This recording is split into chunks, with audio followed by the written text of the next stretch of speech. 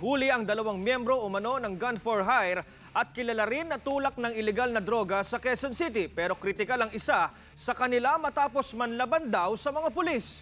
Umaaksyon si Carlo Castillo.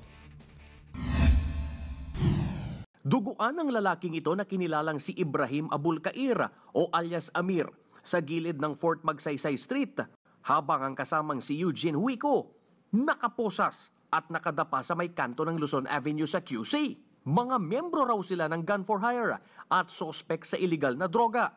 Galing sa isang informant na merong presence ng armed group na allegedly kasama sa mga Gun for Hire at saka nagdidil din ng droga ng shabu. Agad daw pinuntahan ang lugar ng mga tauhan ng QCPD Station 6 kung saan inabutan pa raw ang dalawang sospek na magkaangkas sa motorsiklo. Nang natunugan ng mga suspect yung presence ng pulis natin, yun na, nakaputukan na. Bumunot sila? Bumunot, pumutok talaga. Kritikal at nasa ospital ngayon dahil sa 3 tama ng bala sa dibdib at leeg ang sospek na si Amir, habang si Huico sa presintong diretsyo. Gumagamit po kung gumagamit, pero yun po napadala po na po, so hindi ko po sila kasama.